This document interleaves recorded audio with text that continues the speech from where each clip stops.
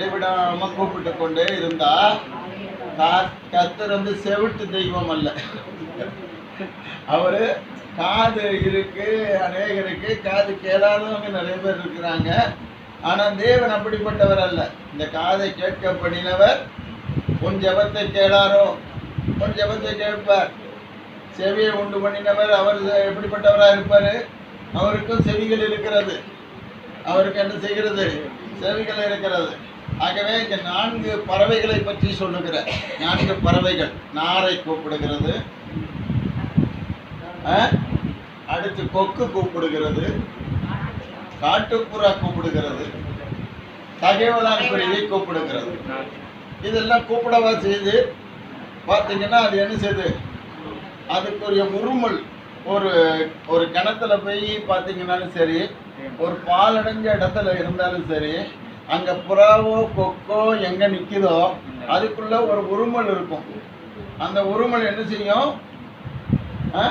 அந்த உருமல் எனக்கு எதிரி இருக்கிறான்ப்பா, எனக்கு எதிரி இருக்கிறான், என்னை வாழ விட மாட்டேங்க, நானும் என் மனைவி என் பிள்ளைகள் எல்லாரும் ஒன்றா இருக்கிறோம், எங்களை காப்பாற்றும் காப்பாற்றும் காப்பாற்றும் தான் அது புலம்புது. இன்றைக்கு எத்தனை பேர் நீங்கள் அந்த போல புலம்புறீங்க? புலம்புங்க. உங்களுடைய புலம்பல் வேதவசனம் சொல்லுகிறது. உங்கள் புலம்பல் என்ன செய்யும்? பைபிளில் ஒரு வசனம் இருக்குங்க, புலம்பல் என்னதான் நினைக்கிறேன், அல்லது நீதிமொழிகளில் இருக்குது. செத்த சிங்கத்தை காட்டிலும் நாய் நல்லதுன்னு சொல்லப்பட்டிருக்கு. என்னது? செத்த சிங்கத்தை காட்டிலும் உயிரோடு இருக்கிற நாய் நல்லது. பாசின்னு சொல்லியிருக்கு அங்க. நாய் நல்லது. ஏன் நாய் நல்லது? இது உயிரோட இருக்குது. செத்து சிங்கம் இணைஞ்சிருச்சு, செத்து போயிருச்சு. அப்போ உயிரோடு இருக்கிற நாய்க்கு இருக்கிற ஒரு நல்ல குணம் என்ன? வளர்க்கிறவனை மறக்காது. தான் வளர்க்கிறவனுக்கு எதிரி வாராங்கிறத சொல்லி, ஏய் ராஜா அங்க வா, நீ எனக்கு உண்மையா சோறு போடுற, நான் உத்தமமா இருக்காங்க பாரு, எவனோ ஒருத்தன் வாரான் அப்படிங்கிறத இது என்ன செய்யும்? சிக்னல்ல அது சத்தத்துல அது காட்டி கொடுக்கும். உங்களுக்கு ஒரு அனுபவத்தை தேவன் கொடுத்திருக்கிறார். இந்த ராத்திரி நீ உங்க உயிர் போயிரும்னு நினைக்கிறீங்க. உங்க உயிர் போகாதபடிக்கு நீங்க உயிரோட இருக்கிறீங்க. உங்க உயிரோட இருக்கிறதுல உங்களிடத்துல இருந்து ஒரு புலம்பலின் சத்தம் தேவனை நோக்கி கூப்பிட வேண்டும். தேவன் இருக்கிறார், அவரை நோக்கி ஜெபிக்கிறவர்களுக்கு அவர் பதில் அளிக்கிறார் என்கிற ஒரு விசுவாசம் உனக்குள்ள இருந்தால் உன்னுடைய ஜெபம் நிச்சயமாக கேட்கப்படும். புலம்பல் ஆனந்தமாக மாற்றப்படும். வேதனை சந்தோஷமாக திருப்பப்படும். நீ புலம்பாம இருந்து கொண்டு, உன் நேரத்தை உனக்கு பயன்படுத்த தெரியாம இருந்து கொண்டு மற்றவர்கிட்ட போய் புலம்புனா அவன் ஊரெல்லாம் பயணம் செய்வான். 10 விஷயமா 15 தலையா பிரிச்சு பேசிடுவான். கடைசியில உன் வீடு நீயே என்ன செஞ்சிருவ?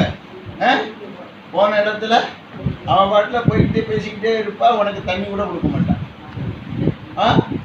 உன்னுடைய வாழ்க்கை என்ன செய்யும்?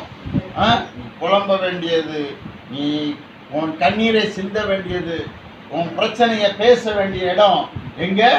தேவனுடைய ஆலயமே தவிர, தேவன் இருக்கிற வீடை தவிர, தேவன் இருக்கிறதான பரலோகமே தவிர, நீங்களும் நானும் சபர்பரமாக திரும்பி நின்று தேவன் ஒருவரே நீர் இருக்கிறீர், நீர் நல்லவர், நீர் வல்லவர், நீர் என்னை காப்பாற்றுகிறவர், நீர் என்னை குணப்படுத்துகிறவர், நான் ரட்சிக்கப்பட விரும்புகிறேன், என்னை காப்பாற்றும், எனக்கு எதிரிகள் அதிகமாக இருக்கிறார்கள் என்று நீ கூப்பிடும் போது உன் கூப்பிடுதலுக்கு பதில் தருகிறவர், உன்னையும் என்னையும் உருவாக்கின தேவன் உன்னை மத்தியில உயிரோடு இருக்கிறார். அந்த உயிரோடு இருக்கிற தேவன் உனக்கு உயிரை தந்திருக்கிறார். உன் உயிர் இருக்கிற காலமெல்லாம் நீ அவரை நோக்கி கூப்பிடு. அவர் உனக்கு எட்டாததும் உனக்கு நீ தெரிவிக்கப்படாததும் அறியப்படாதமான பெரிய காரியங்களை உனக்கு தேவன் செய்வார். பாருங்க, ஒரு அரசன் ஜெபித்ததுக்கு சூரியனுடைய வெளிச்சத்தையும் அதிகமாக்கி அந்த வெளிச்சத்தையும் பூமியினுடைய சுழற்சியும் நிறுத்தி ஒரு தெய்வம் தமது அதிசயத்தை அந்த ராஜாவுக்கு காட்டியிருப்பாருன்னா, அந்த ராஜாவுக்கு மட்டுமா காட்டியிருப்பாரு? அந்த ராஜாவோட இருக்கிறதான ஜனங்கள் அத்தனை பேரும் அந்த அதிசயத்தை பார்த்துருப்பாங்க. அது மட்டுமல்ல, அவங்க எதிரிகள்